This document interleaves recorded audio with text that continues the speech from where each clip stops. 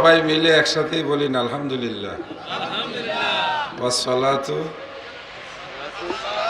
ওয়াসসালামু আলা রাসূলিল্লাহ সাল্লাল্লাহু আলাইহি ওয়াসাল্লাম।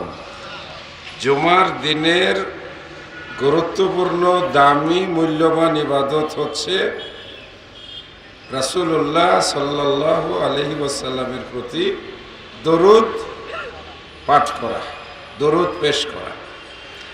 আমরা কিন্তু জুমার রাতে অবস্থান করছি, অত্যন্ত ফজিলতপূর্ণ রাত, ইবাদতের রাত। আমরা এই ইবাদতের রাতে বসে কোরআনের আলোচনা, কোরআনের শিক্ষা গ্রহণ করছি বলে আলহামদুলিল্লাহ। মহাবিশ্বয়ে আমরা বসে আছি পুরাবাড়ি কেন্দ্রীয় মসজিদের সামনে। পুরাবাড়ি কোথায়? গাজীপুর সদরের একটি গ্রাম। গাজীপুর কোথায়? বাংলাদেশ নামক দেশের একটি ছোট্ট জেলা। বাংলাদেশ কোথায়? বিশাল এই পৃথিবীর এক কোণায়। চতুর্পার্শ্বে আরেকটি রাষ্ট্র বেষ্টন করে আছে, যার নাম হইল ভারত। পূর্ব দক্ষিণ দিকে কিছু অংশ, সেখানে আছে বঙ্গোপসাগর। সাগরের পাশে দাঁড়াইলে শুধু পানি আর পানি। কত হাজার মাইল, শত শত মাইল, হাজার হাজার। বঙ্গোপসাগর, আটলান্টিক মহাসাগর, ভূমধ্যসাগর, সেই প্রান্তে আমেরিকা, কানাডা, ইউরোপ, এই সব কিছু মিলাইয়া একটা পৃথিবী। বাংলাদেশ খুঁজে পাওয়া খুবই কঠিন হয়। এই পৃথিবী আবার ছোট একটা বলের মতো, ঠিক না? গোলক যেটাকে বলা হয়, এটা কত বড়? এতটুকু। হ্যাঁ, ভূগোল যেটা। আচ্ছা, আবার এই পৃথিবীর চাইতে 13 লক্ষ গুণ বড় হইল সূর্য। তার মানে সূর্যের ভিতরে 13 লক্ষ পৃথিবী রাখা যাবে। সূর্য তার নিজস্ব একটা পরিবার আছে, যেগুলোকে বলা হয় গ্রহ। বাংলায় বললে শুক্র, বৃহস্পতি, বুধ, মঙ্গল, পৃথিবী তো একটা আছেই, এর সাথে আবার পৃথিবীর একটা গ্রহ আছে, চাঁদ, নেপচুন, প্লুটো, সব কিছু মিলাইয়া নাম হয় সৌরজগৎ। এটা আমার এই মহাবিশ্বের ভিতরে এত ছোট যে মহাবিশ্ব এটাকে খুঁজতে গেলে পাওয়া কঠিন। এক একটা তারকা এই সৌরজগতের চাইতে কোটি কোটি গুণ বড়। আর এই তারকার সংখ্যা রাত্রে দেখবেন একটা ছায়াপথের মতো, চতুর্পাশ দিয়ে একটু অন্ধকার, মাঝখানে কতগুলো তারকা। এটাকে ইংরেজিতে বলা হয় গ্যালাক্সি, বাংলায় বলা হয় ছায়াপথ। এই মহাকাশে আছে লক্ষ লক্ষ ছায়াপথ। এক একটা ছায়াপথে আছে কোটি কোটি তারকা। এত কিছু মিলিয়ে হলো আমাদের এই মহাবিশ্ব। এরকম মহাবিশ্ব কত আল্লাহ সৃষ্টি করেছেন তা অগণিত। এই সব কিছু আছে নিচের আসমানে, মানে আমরা যে আসমান দেখি তার নিচে। আমাদের মাথা কতটুক বড়? এই তো এতটুক।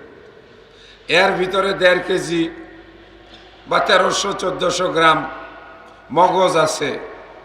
এইটুকু মগজ দিয়ে যারা বিজ্ঞানী হয়েছেন, যারা বিভিন্ন আবিষ্কার করেছেন, খুঁজতে খুঁজতে প্রথম আসমান পর্যন্ত এখনো খুঁজে পায় নাই।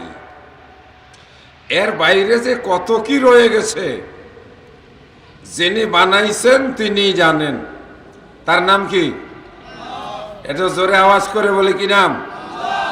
আল্লাহ। সেই আল্লাহর কালাম কোরআন আপনারা শুনতে বসেছেন, একটু খুশি হয়ে হাসি মুখে বলি না, জোরে আওয়াজ করে আলহামদুলিল্লাহ। সেই মহাবিশ্বের মহাবিশ্বয় মহাগ্রন্থ আল কোরআনে আল্লাহ রাব্বুল আলামিন যে বিজ্ঞানময় মহাবিশ্বের কিছু রহস্য আলোচনা করেছেন, যে আলোচনা উপস্থাপন করা একজন মানুষের পক্ষে অসম্ভব। সে যদি শুরু করে, একটা বই আছে কাজী জাহান মিয়ার আল কোরআন দ্য চ্যালেঞ্জ, সেখানে বলা হয়েছে একটি আয়াতের ব্যাখ্যা 18 লিখে এরপরে যদি 25টা শূন্য দেওয়া হয়, আমরা জানি 1 কোটি লেখলে একের পরে শূন্য দিতে হয় কয়টা? 7টা। তার মানে 8 সংখ্যায় 1 কোটি, 9 সংখ্যায় 10 কোটি, 10 সংখ্যায় 100 কোটি, 11 সংখ্যায় 1000 কোটি, এইভাবে 25টা পর্যন্ত যান। তারপরে বলেন তো এটা কত লক্ষ কোটি হইল? আল কোরআনের সূরা কাউসার, ইন্না আ'তাইনাকাল কাউসার, এই সূরার ভিতরে 3টি আয়াত আছে। এর একটি আয়াতের বিজ্ঞানময় আলোচনা যদি করা হয়, আল কাউসার কি, কোথায়?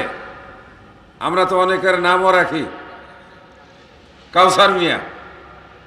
আমরা এটা জানি কাউসার মানে একটা নহর জান্নাতের। নবী সাল্লাল্লাহু আলাইহি ওয়াসাল্লাম এই কাউসার থেকে হাসরের মাঠে বিপদের সময় পানি পান করাবেন। বলি আলহামদুলিল্লাহ। আমরা এটা চাই না?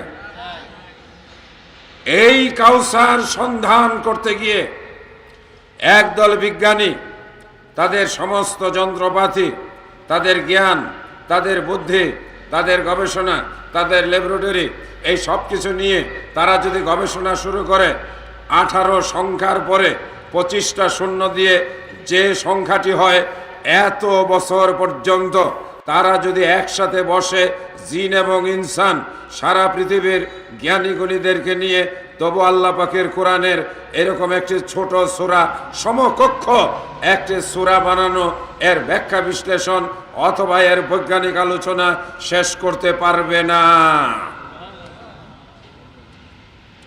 আমি তো ভয়ে ভয়ে ছিলাম, পরে উঠে চলে আসলাম।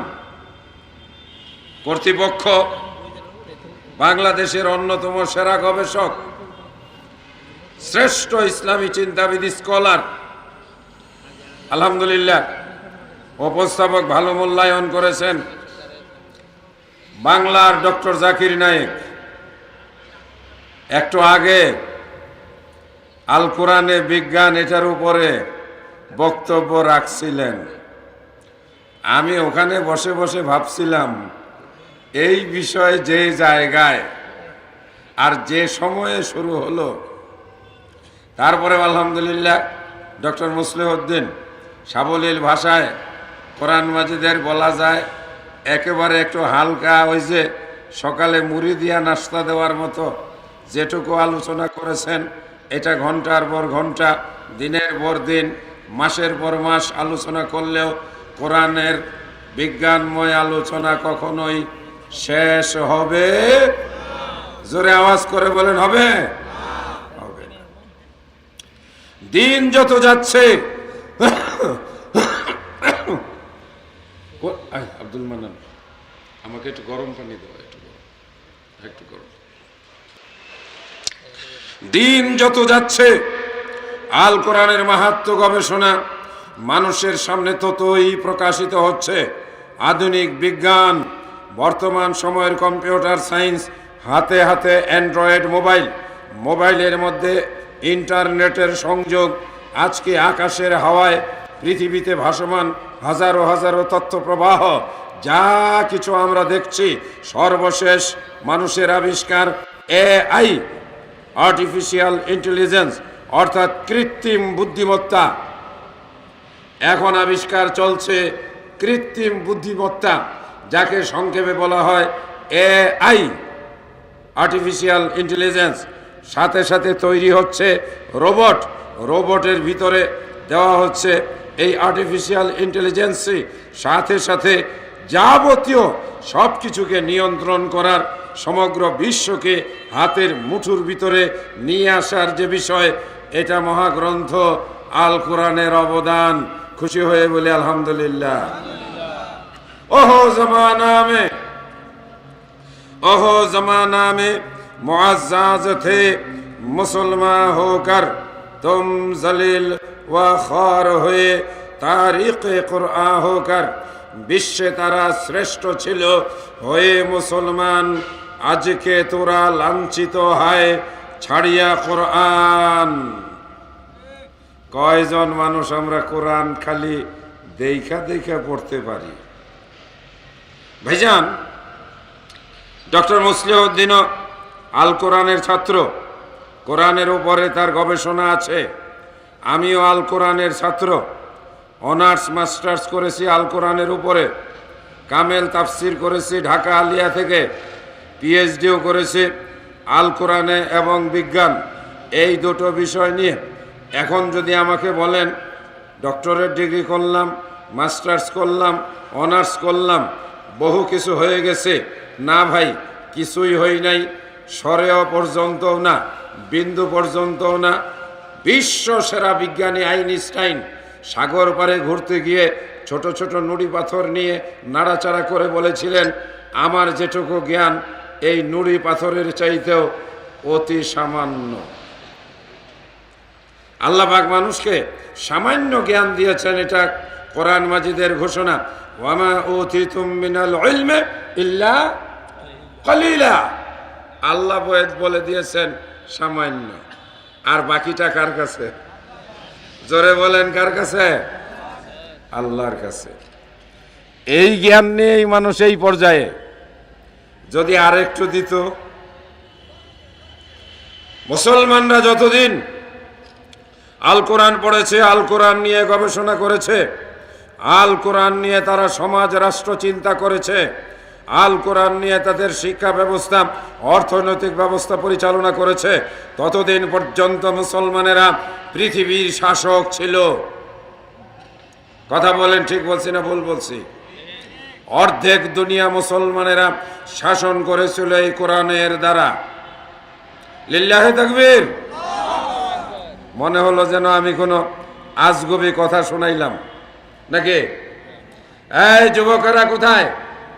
বাহিরে যদি কেউ যুবকরা থেকে থাকো, আমার আলোচনার বিষয় যুব সমাজের অধঃপতন এবং আমাদের দায়িত্ব কর্তব্য। যুব সমাজকে সামনে নিয়েই হয়তো স্বল্প পরিসরে কিছু কথা বলবো। এটা ভূমিকা আলোচনা, কোরআনের উপরে বিজ্ঞান ভিত্তিক আলোচনা রেখে গেলেন ডক্টর মুসলিহউদ্দিন। এই আলোচনার জন্য হাজার হাজার শিক্ষাবিদ, গবেষক, যারা পিএইচডি ডিগ্রি করা, একটি সেমিনার সিম্পোজিয়ামে দীর্ঘ গবেষণামূলক আলোচনার বিষয় আজকে আপনারা শুনলেন। আল্লাহর কোরআনের মুজিজা, আল্লাহর কোরআনের মাহাত্ম্য। এবার আমি একটু তাবলীগী কথা বলি, রাজি আছেন তো? আপনারা কি জানেন আজকের রাতে, আগামীকাল সকাল থেকে সূর্যাস্ত পর্যন্ত কোরআন মাজিদে একটা সূরা আছে। ওই সূরাটা যদি আপনি পড়েন, তেলাওয়াত করেন, আল্লাহ পাক আপনাকে নূর দান করবেন। আপনার পা থেকে মাথা পর্যন্ত আপনি আলোকিত হবেন। আপনার শরীর থেকে নূরের বিকিরণ ঘটবে, আপনি নিজে আলোকিত হবেন। আপনার কাছে যারা বসবে, আপনার সাথে যারা চলবে, তারাও ওই নূরের আলোয় আলোকিত হবেন। সূরাটার নাম মাশাআল্লাহ,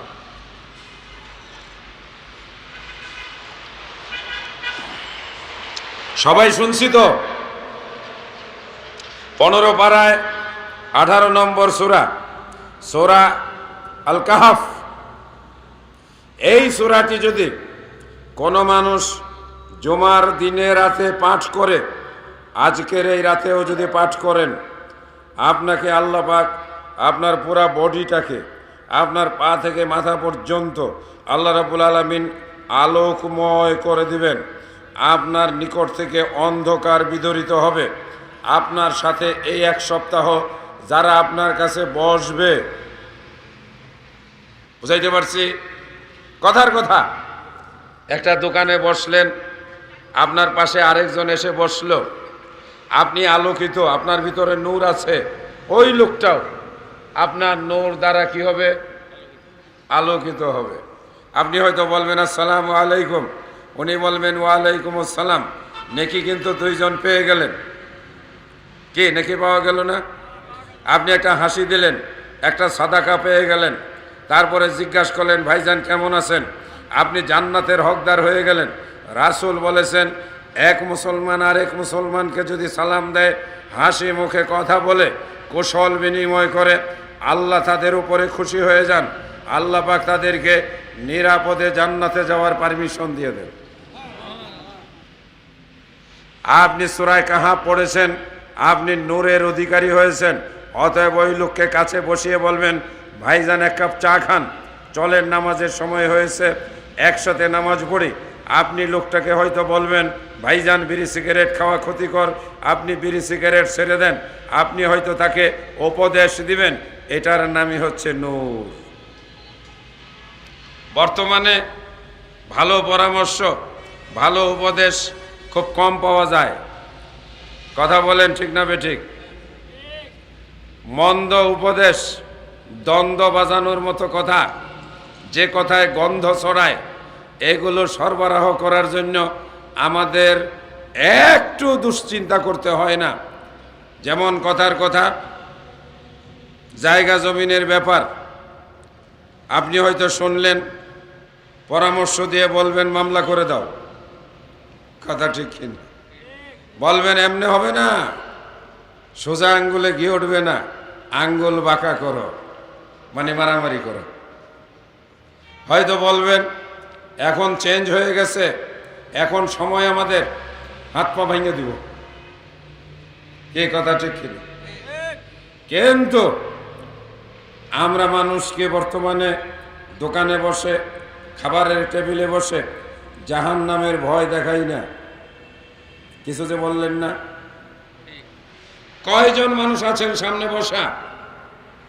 গত এক সপ্তাহে আপনি খাবারের টেবিলে বসে আপনার কলেজে পড়ুয়া মেয়ে, আপনার স্কুলে পড়া ছেলেকে খাবারের সময় বলেছেন শোনো বাবারা, মিথ্যা কথা বলো না, আল্লাহ বেজার হন, মিথ্যাবাদীকে আল্লাহ পাক অপছন্দ করেন, মিথ্যা মানুষকে পাপের দিকে নিয়ে যায়, পাপ মানুষকে জাহান্নামের আগুনে নিয়ে যায়। এই মেয়ে শোনো, মাথার কাপড় ওড়না ফেলে দিও না, মাথার কাপড় ফেলে দিও না, বুকের ওড়না কখনো ফেলে দিও না, ছেলেদের সঙ্গে হাসি তামাশা করো না, মোবাইলে খারাপ জিনিস দেখো না। আল্লাহ পাক কিয়ামতের দিন এই জন্য কঠিন শাস্তি দিবেন, সেই শাস্তির নাম হলো জাহান্নামের আগুন। জাহান্নামের আগুন বড় ভয়ানক। আমি তোমাদেরকে জাহান্নামের আগুন সম্পর্কে সতর্ক সাবধান করছি। বলি আমরা, কথা বলেন বলি। ছেলেদের পড়াশোনার খবর নেই, মেয়ের পরীক্ষার ফলাফলের খবর নেই, ছেলে মেয়ে ঠিক মতো নামাজ পড়লো কিনা, ঠিক মতো তারা হক হালাল ভাবে চলে কিনা, রাতের বেলায় মোবাইলে মন্দ কিছু দেখে কিনা, আমরা পিতামাতা হিসাবে সম্ভবত খুব একটা বেশি খবর নেই না, অন্তত নামাজের খবর নেই না। মেয়েকে আমরা ঢাকায় পাঠাই ইউনিভার্সিটিতে পড়ার জন্য, গাড়িতে উঠায় দেই, বলার সময় বলে মা সাবধানে নাইমো, বলি না সাবধানে যাইও, হলে গিয়া নাস্তা পানি করো, ঠিক মতো খাওয়া দাওয়া করো, ঠিক মতো ঘুমাইও, আর ভালোভাবে লেখাপড়া করো। খুব কম গার্জিয়ান আছি, এই মেয়ে শোনো, নামাজ যেন কাজা না হয়, নামাজের ব্যাপারে খেয়াল রাখবা। আর শোনো, সকালবেলায় ফজরের পরে কিছু না কিছু হইলেও কোরআন মাজিদ থেকে তেলাওয়াত করবা। কয়জন বাপ মা বলি? কথা বলেন। নওয়াব হাজী সাহেব ঢাকা, পুরান ঢাকার মানুষ। আল্লাহ ওনার একটা দিল দিছে, সাথে সাথে আল্লাহ কিছু মাল দিছে। আমার বিবেচনায় নওয়াব হাজী সাহেব তত বড় লোক না, যত বড় লোক আমাদের হাউন আঙ্কেল সাহেব। আজকে সরকার কিছু নিছে, হাউন আঙ্কেল ছিলেন তো, হাতে উত্তরাতেই বান্দিয়া সান্দিয়া ফিরাইয়া 60টা বাড়ির মালিক হয়ে গেছে। নওয়াব হাজী সাহেবের কি 60টা বাড়ি আছে নাকি? এরপরে আজকে দেখলাম পত্রিকায় 100 বিঘা জমি সরকার বাজেয়াপ্ত করছে, দেখলেন? তাহলে সম্পদের দিক থেকে এই আঙ্কেল বেশি না? এই কিন্তু আসলে ওই কিশোরগঞ্জের আমি দেখে আসছি বাড়িঘর, ওই বিলের তলায় সামান্য এরকম একটা, ওখানে আবার বিশাল বড় রিসোর্ট বানাইছে, প্রেসিডেন্ট রিসোর্ট, যেখানে মানুষ হেলিকপ্টার নিয়ে যেত। আজকে সবকিছু এলোমেলো হয়ে গেছে। আল্লাহ সুযোগ দেয়, আবার আল্লাহই ধরে। এই জন্য বলা হয় আল্লাহর মাইর দুনিয়ার বাইর। এ আল্লাহর বান্দারা, জুমার রাতে পোড়াবাড়ির মাঠে আমরা যারা বসলাম, আজকের মাঠে এসে আমি মনের দিক থেকে বেশি একটা আনন্দিত হই নাই। আমরা যারা আজকের এই মাহফিলকে সম্মান দেই নাই, আসলে আমরা নিজেরাই কোরআন তথা আমাদের ঈমান আমলকেই অসম্মানিত করেছি। আর মাত্র আঙ্গুলে গোনা কয়েকটা দিন আছে রমজানের রোজা, রমজানের সিয়াম। কথা বলেন, সুযোগ ছিল ময়দানে বসে আলেম ওলামাদের সংস্পর্শে থেকে, এই যে আমাদের সম্মানিত মুরব্বী, আমি ওনাকে বলবো আপনি দয়া করে চলে যান, কারণ এই বয়সে ঠান্ডা ঠান্ডা চৈত মাসের লাগলে আমার কিন্তু ঠান্ডা লাগা, কারণ এই যে রাত 11টার পরে বক্তৃতা করি। গতকালকে আমি ছিলাম চট্টগ্রাম, সকালবেলায় ছিলাম চৌরাস্তায়, দুপুর বেলায় ছিলাম বগুড়ায়, এখন আছি আপনাদের পোড়াবাড়িতে। কিছুক্ষণ পরে যাব ত্রিশালে, জমা পড়বো ময়মনসিংহ, মাগরিব পড়বো যশোরে ইনশাআল্লাহ। এই হলো কাজ আমাদের। আগামীকাল ওই যে ডক্টর মুসলিউদ্দিন ভাই বলেই ফেলছেন যে যশোরের ঝিকরগাছিতে একটা বিশাল বড় মহাসম্মেলন যেতে হবে, টিকিট পাঠিয়ে দিয়েছে, ফলে বাধ্য হয়ে গেছে। যদি টিকিট না পাঠাইতো বলতাম গলা ভাঙ্গা, জ্বর, ঠান্ডা, অসুস্থ একটা ওজোর দেখাইয়া পুরা বাড়িতে থেকে যেত। কিন্তু এখন ৬,০০০ টাকা দামের একটা টিকিট বাতিল হবে, আমি যদি না যাই এটা ফেরত পাঠাইতে হবে। এখন কি করব?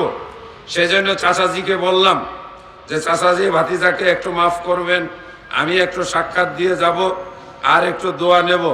আলহামদুলিল্লাহ প্রথম দিন আসলাম, যেই কথা বলতেছিলাম, নওয়াব হাজী সাহেব আল্লাহ তাআলা এত বড় একটা মন দিছেন, কলিজা দিছেন আর কি, ভুল কইলাম? এটা হাও কইবেন তো? হ্যাঁ, নিজের পকেটে টাকা খরচ করিয়া কয় বছর হইল? 33 বছর যাব। আলহামদুলিল্লাহ। আমার আব্বা বেঁচে ছিলেন যখন, উনি তো নিয়মিত আসতেন, আমাকে উনি প্রত্যেক বছরই বলেন, তবে এদিক সেদিক হয়ে যায় আমাদের প্রোগ্রামের কারণে, হয়তো বললে অনেকেই বাড়তি মনে করবেন। আজকেও আমার একটি প্রোগ্রাম ঢুকে গিয়েছিল পাবনায়, ওইটা ফেরত পাঠাই দিছে। এই জন্য গত বছর বা মাঝে মাঝে আসতে পারি না। মনে করার কারণ নাই যে আহমদুল্লাহ সাহেব আসলো না কেন, কিন্তু আজকে মনে হচ্ছে আমার যেন প্রতি বছরই এখানে থাকা খুব দরকার। কারণ আমার বাপের মতো কিছু অনেক সময় হয় না, সোজা কথায় কাজ না হইলে একটু বাঁকা তেড়া করে বলতে হয়। কি হইল?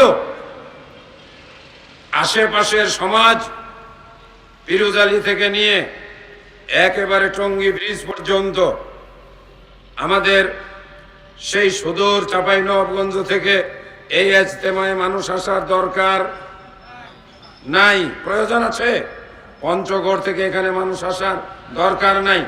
আমরা যদি খালি ওই যে টঙ্গী ব্রিজ থেকে নিয়ে জাতীয় বিশ্ববিদ্যালয়, সন্ডা, মালিকের বাড়ি, তারপরে এই যে ছয়দানা, তারপরে শরীফপুর, এই দিক দিয়ে আসেন না, আগাইয়া আস্তে আস্তে ঢুকে পড়েন। এই যে এখানে আছে এই যে কি বাড়ি, কোনাবাড়ি তো আছেই। আমি বলতেছি যে আমাদের এই যে শালনা ব্রিজের নামায় নায়েব বাড়ি, নায়েব বাড়ি থেকে কয়জন মানুষ আসছেন।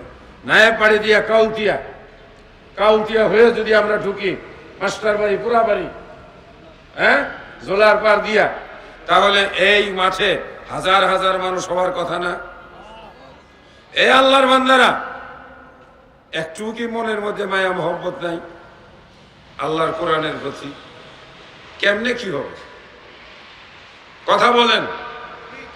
আমি কোরআনের অনুসারী, আমি কোরআন ভালোবাসি, আমি কোরআন পছন্দ করি, কোরআন শুনতে আমার ভালো লাগে, কোরআন শুনে আমার মন গলে, কোরআন শুনে আমার চোখে পানি আসে।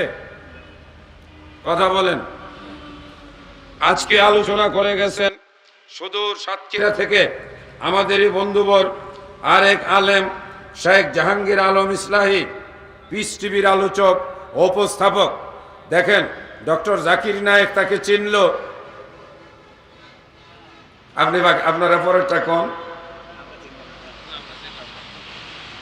ডক্টর জাকির নায়েক তারে চিনা, ভাড়া দিয়া, টাকা দিয়া, বাংলাদেশ থেকে খুঁজা বাইর করিয়া তাকে নিয়ে গেল দুবাই।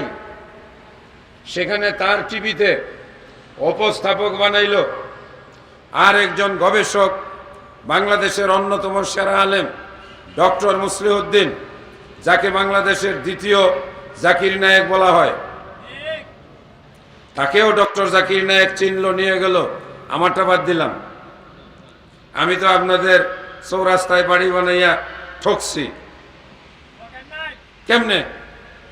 আমি এখান থেকে আসছি, আশেপাশের লোকজন বলছে আহমদুল্লাহ সাহেব তো চৌরাস্তায় থাকে, ওনার আর কি বক্তৃতা শুনবো?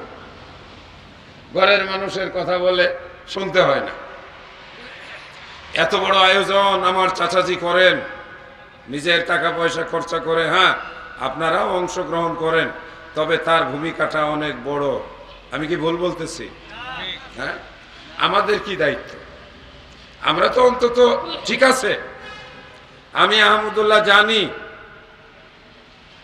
আমাদের নবীজি সাল্লাল্লাহু আলাইহি ওয়াসাল্লাম মাঝে মাঝে সাহাবাদের দুই একজনকে বলতেন, আমাকে কোরআন পড়ে শোনাও। এক সাহাবা সূরা নিসা পড়া শুরু করলেন। একটি আয়াতে যখন পৌঁছলেন, যে আয়াতের ভাব অর্থ হলো, সেদিন কেমন হবে যেদিন আপনাকে জিজ্ঞেস করা হবে তাদের আমল সম্পর্কে। এই আয়াত শোনার পরে আল্লাহ রসুল সাল্লাল্লাহু আলাইহি সাল্লাম অঝুরে কান্না শুরু করে দিলেন, কাঁদতে লাগলেন। আল্লাহ রসুল বললেন, থামো থামো থামো থামো, আর পড়ো না। আমি আর কোরআন শ্রবণ করে নিজেকে কন্ট্রোল করতে পারছি না। রাসূল তার উম্মতের কাছ থেকে কোরআন শুনতেন। এই যে মাওলানা জাহাঙ্গীর আলম ইসলাহি, চমৎকার কোরআন তিলাওয়াত। কি বলেন? সওয়াব হয় নাই? আমরা যারা কোরআন শুনেছি, আমরা নেকি পাই নাই? আলহামদুলিল্লাহ। এখানে আসলে, বসলে একটু হলেও তো পরকালের কথা মনে হয়, জান্নাতের কথা মনে হয়, জাহান্নামের কথা মনে হয়, হিসাবের কথা মনে হয়, মৃত্যুর কথা মনে হয়। কথা বলেন, ঠিক না বেঠিক? দোকানে বসলে গল্প হয়, রাজনীতি হয়, ব্যবসা বাণিজ্য নিয়ে কথা হয়। দোকানে বসলে জায়গা জমি নিয়ে কথা হয়। দোকানে বসলে একজন আরেকজনের দোষ ত্রুটি বলা হয়।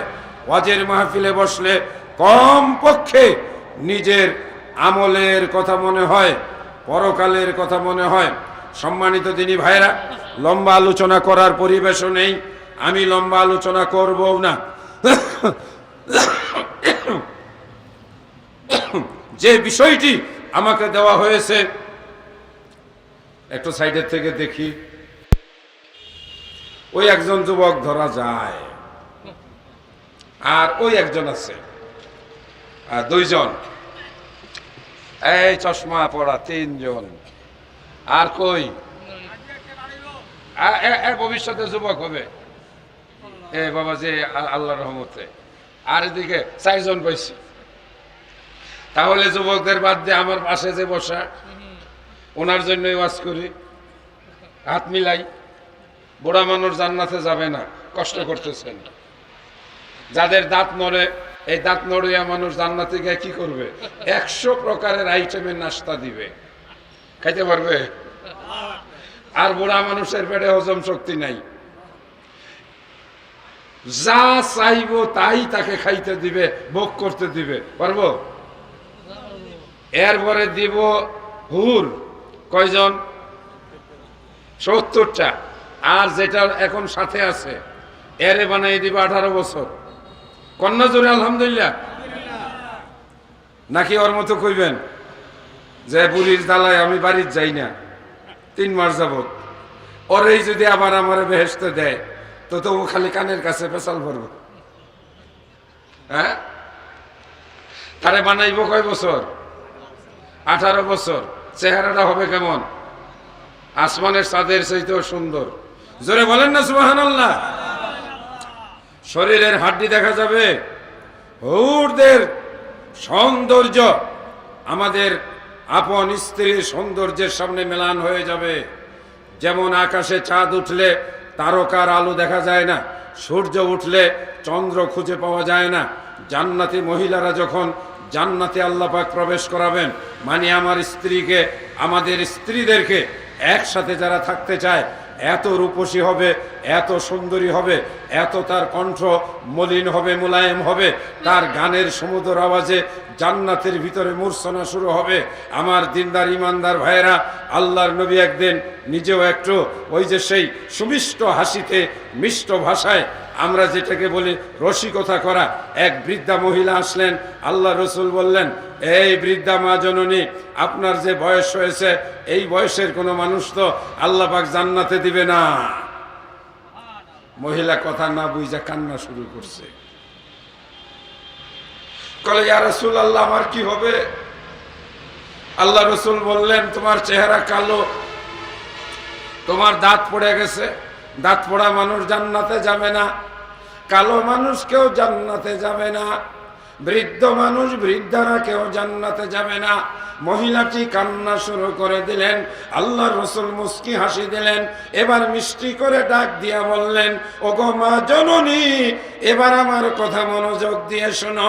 যখন তুমি জান্নাতে প্রবেশ করবে, ওই দিন তুমি এরকম বৃদ্ধা, এরকম কালো, দাঁত পড়া অথবা সাদা চুলওয়ালা, এই রূপে, এই রকম আকৃতিতে সেদিন তুমি আর থাকবে না। তুমি ফর্সা হয়ে যাবে, সুন্দরী হয়ে যাবে, দাঁতগুলো তোমার একেবারে চিরল চিরল, তোমার মাথার চুল, চোখের চাহনি হবে হরিণীর চোখের মতো, তোমার রূপ সৌন্দর্যে জান্নাত হবে আলোকিত। আর তুমি সেদিন হবে উর্বশী, ষোড়শী, উদ্ভিন্ন যৌবনা, এক তরুণী রমণী, যেই রমণীর দিকে জান্নাতবাসী তোমার স্বামী তোমার দিকে অপলক দৃষ্টিতে তাকিয়ে থাকবে। এইবার হাসি দিয়া খালি নিজের দেখে, তাইলে কি হবে? বয়স 33 বছর, 30 থেকে 33, পুরুষের জন্য 18 বছর চলে না। ছাত্র জীবনের গল্প আপনারা শুনবেন। একজন আমাদের বড় আলেম আছে, প্রফেসর ডক্টর লুকমান হোসেন।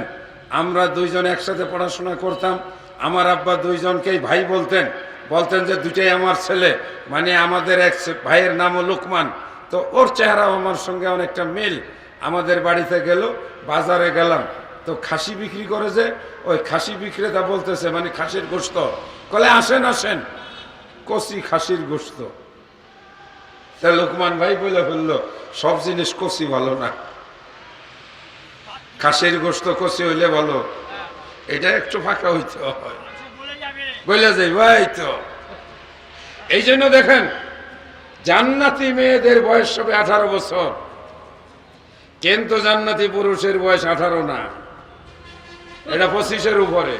একটু শক্ত হইতে, কথা ঠিক কিনা?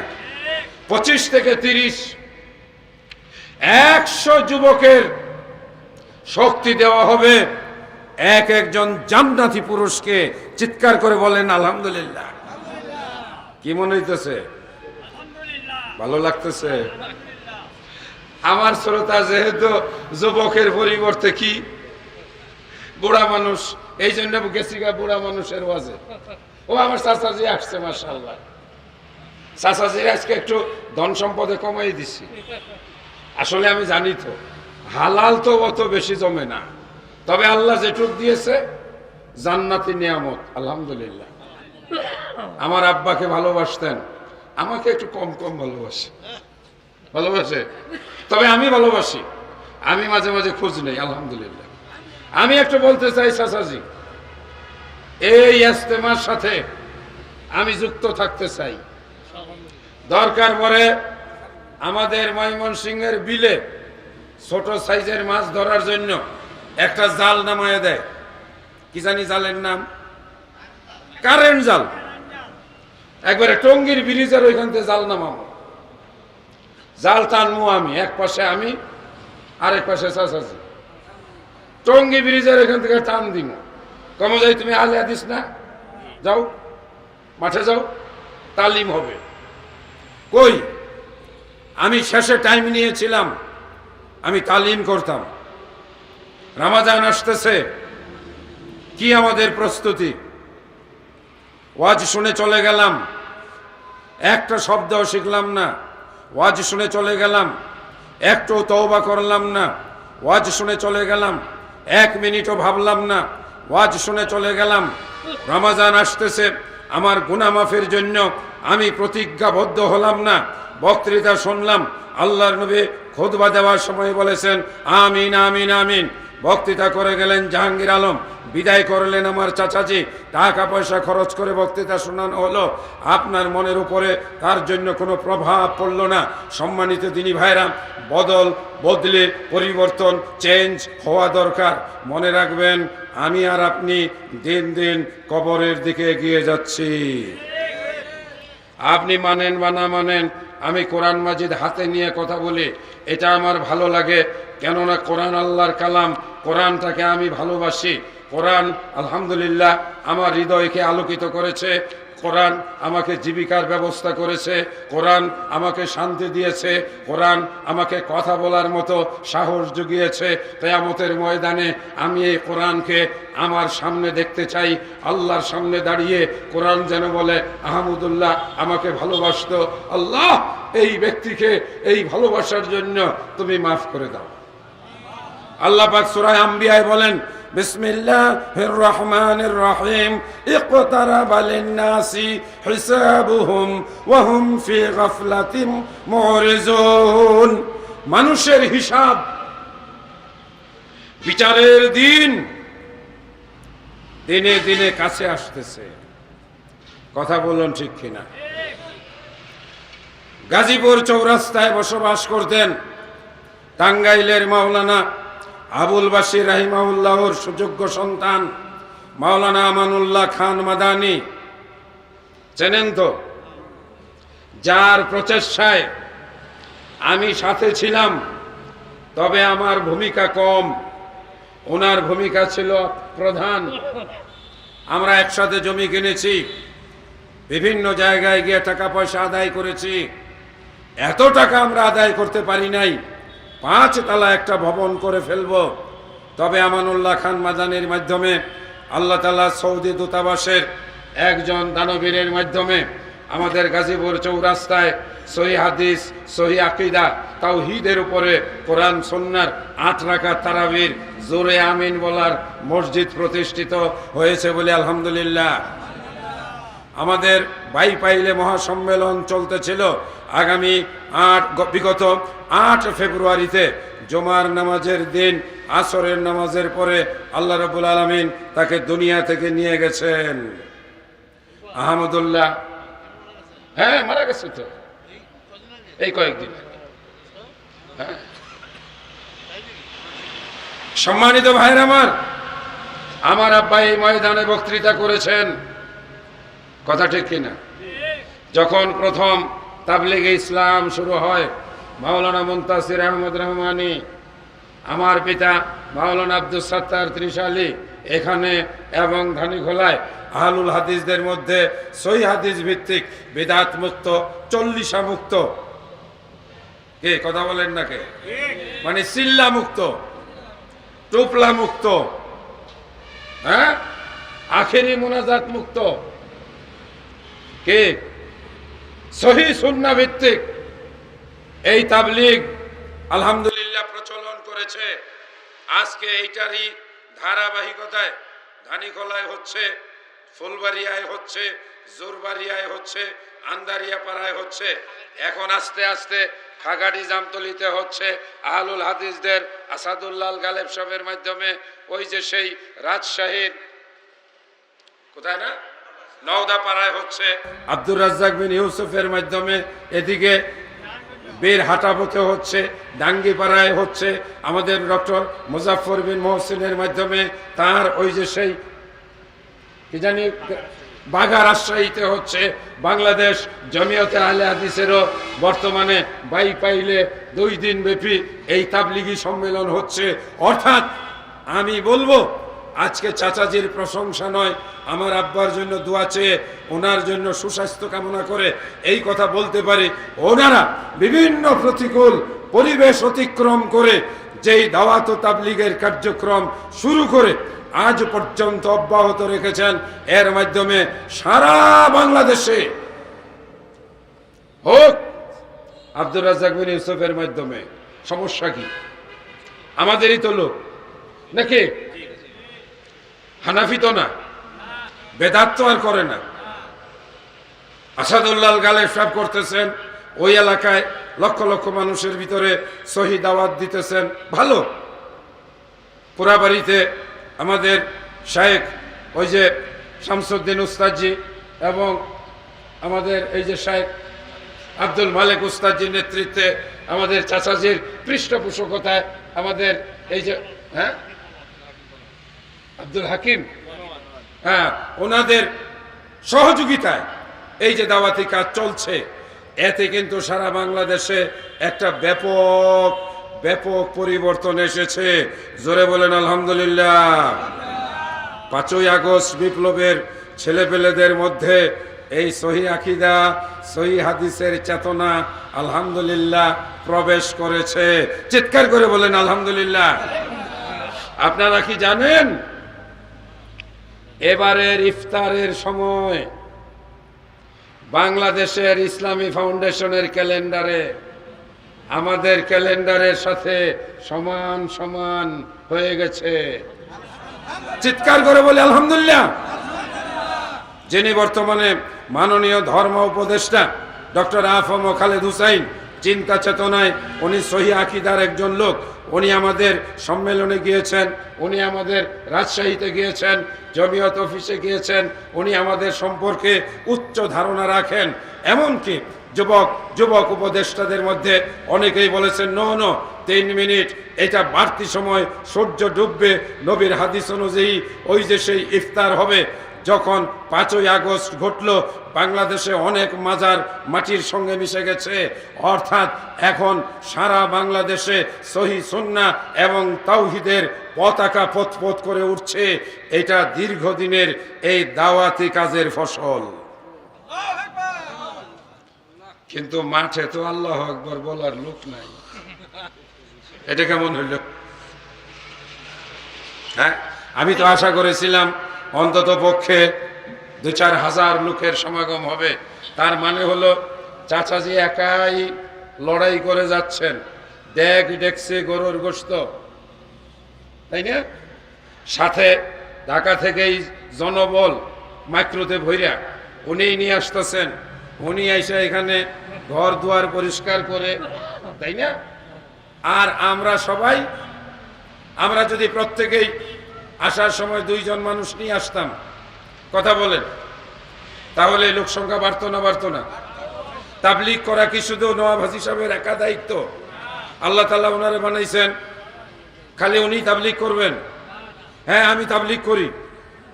আমি আগামীকাল যশোহর যাব, গলা ভাঙ্গা যাই হোক, সেখানেও ইনশাআল্লাহ 1-1.5-2 ঘন্টা কথা বলবো। জুমার নামাজ পড়াবো ময়মনসিংহ, সেখানে খুতবা দেব। এভাবেই চলবে আলহামদুলিল্লাহ।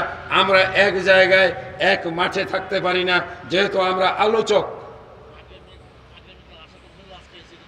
বলছি আগামীকাল একটা কেন আজকে চলে আসছি আলহামদুলিল্লাহ, এটা আমি জাস্ট শুধু হাজিরা দেওয়ার জন্য। সম্মানিত ভাইরা আমার, আল্লাহ কোরআন মাজিদে বলেন, ও আনফুসাকুম ওয়া আহলিকুম নার, তোমরা নিজেরা নিজেদেরকে এবং তোমাদের পরিবার পরিজনকে জাহান্নামের আগুন থেকে বাঁচাও। আমি আপনাদেরকে একটা অনুরোধ রাখতে চাই, আগামীকাল আমরা প্রত্যেকেই এই নিয়তে, রমজান মাস আসতেছে, রমজানের মাসলা মাসাইল আলোচনা হবে, সবগুলো বিষয় আমি উস্তাদজির কাছে, আব্দুল সামাদ মাদানী আমাদের অত্যন্ত প্রিয় এবং আমাদের আলহামদুলিল্লাহ উলামা জগতের উজ্জ্বল নক্ষত্র, মাশাআল্লাহ, সব দিক থেকে আল্লাহ পাক সমৃদ্ধ করেছেন। আমি একটা দাবি রেখে যাব, কোনো সুরসার দরকার নাই, কোনো কাহিনী দরকার নাই। বক্তাদেরকে 20 মিনিট 25 মিনিট দাও, এরা মুসল্লিদেরকে দুয়া, কালাম, নামাজ, রোজা, তারপরে হালাল হারাম, ইমানের উপরে আলোচনা, তাওহীদের উপরে আলোচনা, শিরক কাকে বলা হয়, শিরকের উপরে একেবারে যেন ঝালাই করে দেওয়া হয়, যেন বিগত 1 বছরের গুনাহ, 1 বছরের ময়লা, 1 বছরের জং অন্তর থেকে পরিষ্কার হয়ে যায়। সর্বশেষ বিদায়ের সময় তওবা করে এই ময়দান থেকে নতুন মানুষ হয়ে, কে হ্যাঁ, নতুন মানুষ হয়ে আগামীকাল আমরা এই ময়দান থেকে বিদায় হব। বলেন কিছু জোরে বলেন ইনশাআল্লাহ। আজকে আমার সঙ্গে আপনি একমত হতে পারেন। আহমদুল্লাহ ভাই, আপনার সামনে বসে যেটুকু বুঝলাম, আমি তো আস্তে আস্তে কবরের কাছে পৌঁছে গেছি, যে কোনো সময় যে কোনো মুহূর্তে চলে যেতে পারি। মোটর সাইকেল নিয়ে একজন বেড়াচ্ছে, রাস্তায় বের হয়েছে, হঠাৎ করে অ্যাক্সিডেন্ট, অতঃপর মৃত্যু। নিজের সন্তান সাথে মাওয়া ফেরিঘাটে টাকা দিবে টোল প্লাজায়, মেয়ে বলল বাবা আমি টাকাটা দেব, মেয়ের হাতে টাকাটা দিল, পিছনের গাড়ি সেই পিছন থেকে ধাক্কা দিল, মোটর সাইকেল থেকে বাবার মা তথা স্বামী আর স্ত্রী ছিটকে পড়ল, মেয়েটার উপরে গাড়ির চাকা উঠে গেল, বাবার চোখের সামনে মেয়েটার মাথার মগজ ছিটকে বের হয়ে গেল। আহারে সেই দৃশ্য দেখে বাংলাদেশের কোনো মানুষ স্থির থাকতে পারে নাই। বাবা হাউ মাউ করে কাঁদতে লাগলো, চোখের সামনে আমার সন্তান কিভাবে চলে গেল। বাপ মা প্রাইভেট কার থেকে বের হলো। গত কয়েকদিন আগের ঘটনা, গাড়িতে সিএনজি নেবে, ছোট বাচ্চাটা গাড়িতেই বসা আছে, সিএনজির সিলিন্ডার বিস্ফোরণ ঘটলো, গাড়িতে আগুন জ্বললো, বাবা মা সন্তানকে বাঁচাতে পারলো না, চোখের সামনে তাদের আদরের সন্তান মরে গেল। সম্মানিত দিনী ভাইরা, আমি আপনাদের সামনে এই মুহূর্তে বক্তব্য রাখছি, আগামীকাল এই মুহূর্তে আমি মাটির উপরে থাকবো কিনা এটা কোনো বলার সুযোগ নেই। মাওলানা আমানুল্লাহ মাদানী আসরের নামাজের সময় মাটির উপরে, এশার নামাজের পরে তিনি মাটির ভিতরে। এই তো জীবন, কথা বলেন। সম্মানিত ভাইরা আমার, তাবলিগে ইজতেমার মাধ্যমে 2টা মানুষ কালকে অন্তত বলে যাবেন আমি থাকবো না। এই যে আব্দুল সামাদ, শেখ আব্দুল সামাদের কাছে, অথবা ওই যে আমাদের এই বক্তা আরে আজাদি, হাতটা ধরে ভাই আমাকে একটু তওবা করান, আমি আর গুনাহ করব না ভাই, যে কয়টা দিন বেঁচে থাকবো আমি নামাজ ঠিক মতো পড়বো, আমি রমজানের রোজাগুলো রাখবো, আমার জন্য দোয়া করবেন। আমি রিপোর্ট নেব চাচাজি, খালি বের হয়ে চলে যাবেন না, আসতে হয় আলেমের কাছে, আলেমের সামনে বসতে হয়। আমরা পীরদেরকে, আমরা পীরের অনুসারী মুরিদদেরকে আমরা দোষ দেই, তারা তাদের পীরের সামনে বসে থাকে, পীরেরা আস্তে আস্তে কথা বলে, বাবারা তোমরা নামাজ পড়ো, কান্দে। আর আমাদের বক্তাদের গলা ভাঙতে হয়, সুর না দিলে আমাদের ভাল লাগে না। আমরা কাঁদতে পারি না, আমরা কোনো আলেমকে মহব্বত করতে জানি না। এ আল্লাহর বান্দারা, আজকের জামানায় আপনাদের কাছে কোনো নবী আসবে? কথা বলেন, আসবে? যারা আলেম তারাই তো এই মুহূর্তে আপনার সবচাইতে আপনজন। ডক্টর মুসলিহউদ্দিনকে ভালোবাসেন, এরকম কয়জন প্রেমিক আছেন? আপনারা কি ডক্টর মুসলিহউদ্দিনের কাছে গিয়ে হাতটা মিলায়ে বলছেন, ডক্টর সাহেব আমি আপনাকে মন থেকে ভালোবাসি, আমার জন্য দোয়া করবেন? আপনি জানেন এই কথাটার বিনিময়ে আল্লাহ পাক আরশে আজিম থেকে ডাক দিয়া বলবেন, এ আমার বান্দা, তুই আমার এক আলেমকে ভালোবেসে তার কাছে গিয়ে হাত মিলাইয়া বললি তুই ডক্টর মুসলিহউদ্দিনকে ভালোবাসস, আলেম হওয়ার কারণে আমি আল্লাহ তোকে ভালোবেসে ফেললাম, আলেমকে তুই ভালোবাসার কারণে আমি তোকে জান্নাত দিয়ে দিলাম। আর কতদিন আলেম থেকে দূরে থাকবেন? হ্যাঁ, আর কতদিন? আমার জীবনের বলা যেতে পারে 95 সাল, ওদিকে 5 বছর, এদিকে 25 বছর, 30 বছর গাজীপুর চৌরাস্তায় কাটাইয়া দিলাম। কাউকে গিয়া হাত মিলাইয়া বলতে পাইলাম না, আহমদুল্লাহ ভাই আপনাকে ভালোবাসি। তবে ধানীখোলায় আমি এক পাগল হয়েছি, ভাইরে ভাই ওরেও আমি ভালোবাসি, ও আমার জন্য বিষাদ পানিতে নামতে রাজি, সাংঘাতিক আমিও ভালোবাসি। ওর জামা কাপড় ভালো না, চাচাজি চিনবেন, নাম বলবো না, ও রাস্তায় দাঁড়ায় থাকবে, সে আমার জন্য 10 টাকা দামের জিনিস কিনা বলবে যে আপনার জন্য এটা নিয়ে আসছে, আমি গিয়ে ওকে জড়াইয়া ধরে। সে আমার আব্বাকে ভালোবাসতো, দুইজনে আমরা কান দিই। আমি বলি তুই আমার এত ভালোবাসিস? বলে হ্যাঁ, আমার জীবন যদি আপনার জন্য দরকার হয়, আমার কিডনি, আমার চোখ সব আমি দিয়ে দেব। এই ভালোবাসার বিনিময়ে কিন্তু জান্নাত পাওয়া যায়।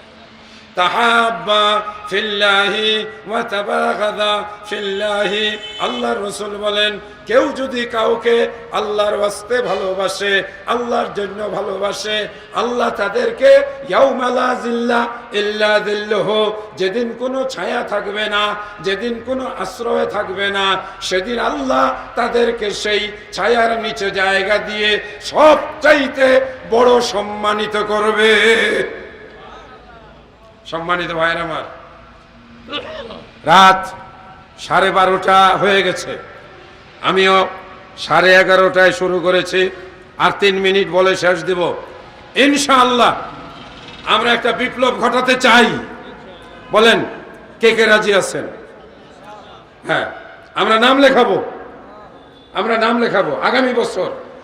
আজকে যারা হাত উঠাইছেন এদেরকে নিয়ে আমরা দাওয়াতি সফরে বের হব। আমার চাকরি প্রায় শেষ, সরকারি চাকরি করলাম ঢাকা কলেজে, সরকারি চাকরি করলাম টঙ্গী কলেজে, সরকারি চাকরি মাদ্রাসা শিক্ষক প্রশিক্ষণে, সরকারি চাকরি করলাম এই যে বোর্ডবাজার আইইউটিতে, 8 বছর এই ইউনিভার্সিটিতে আমি প্রফেসরি করেছি, 1 বছর ওই কাপাসিয়া শহীদ তাজউদ্দিন সরকারি কলেজের প্রিন্সিপাল ছিলাম। বর্তমানে সরকার আমাকে পোস্টিং দিয়েছে বগুড়ায়। বাংলাদেশে 3টা বড় বড় সরকারি আলিয়া মাদ্রাসা আছে, একটা হলো ঢাকা, একটা সিলেট, আরেকটা বগুড়া। 3টার একজন সচিব চিনে, শিক্ষামন্ত্রী, শিক্ষা উপদেষ্টা চিনে, আলহামদুলিল্লাহ যথেষ্ট উচ্চ সম্মানে। তবে বয়স দিনে দিনে ফুরাই আসছে, আগামী বছর থেকে আলহামদুলিল্লাহ মাঠে ময়দানে চলে আসবো, চাকরি তো আর থাকবে না। আজকে চাকরি করে বগুড়া থেকে আবার আসছি, সকালে গেছি, চাকরি করে ফিরে আসছি আলহামদুলিল্লাহ। হ্যাঁ, আল্লাহ রসুল বিদায় হজ্জের ভাষণে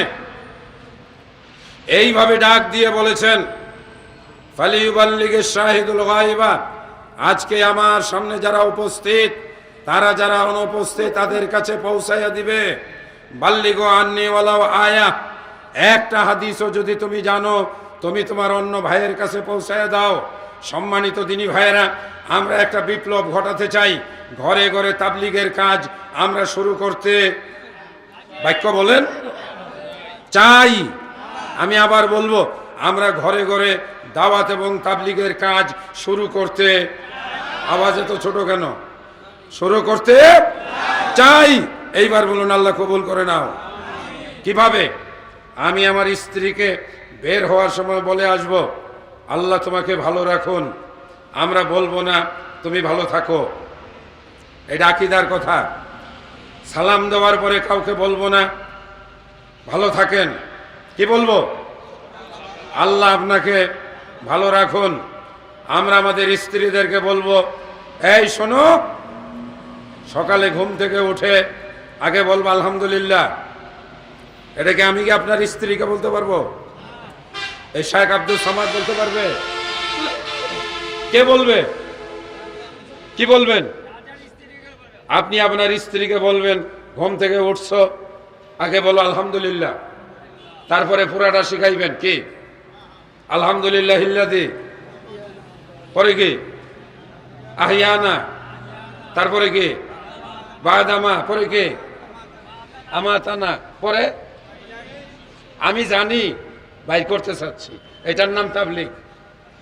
ওয়া ইলাইহিন নুশুর, বাচ্চাদেরকে উঠাই দিতে হবে, বাবা উঠো, মেয়ে হলে মেয়ে উঠো, ফজরের আজান দিছে দোয়া পড়ো আলহামদুলিল্লাহ ইল্লাযী আহইয়ানা, তারপরে বাথরুমে যাও, এই শোনো শোনো, বাথরুমে ঢোকার সময় বাম পা দাও। তাবলীগ কে করবে? এক্ষুনি শেষ করে দিচ্ছি, এক্ষুনি শেষ, আর যাব না আমি, যে 12:30 একটু তাবলীগ। এই শোনো শোনো, একটু দাঁড়াও, দোয়াটা বলো কি? আল্লাহুম্মা ইন্নী আউযু বিকা মিনাল খুবসি খাবায়েস। বলি বাড়িতে, এটা কি আমরা বাড়িতে বলি? বাচ্চা কাচ্চাদের বলি, ওরা কিন্তু বলে না। ডান পাও গেল না বাম পাও গেল,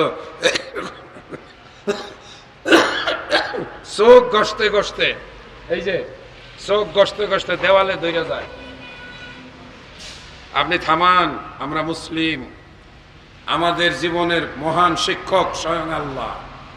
আমাদের শিক্ষা দেওয়ার জন্য শিক্ষক বানাইয়া আরেকজনকে পাঠাইছেন, যিনি হলেন মুহাম্মাদুর রাসূলুল্লাহ সাল্লাল্লাহু আলাইহি ওয়াসাল্লাম। সেই শিক্ষকের কাছ থেকে আমরা শিখেছি কিতাব পড়ে। এখন আমরা আপনাদের সেই শিক্ষক। আপনি শিক্ষা দিবেন আপনার পরিবারকে, এবং আপনার উঠতি বয়সের ছেলেকে আপনি সাথে করে নিয়ে আসবেন।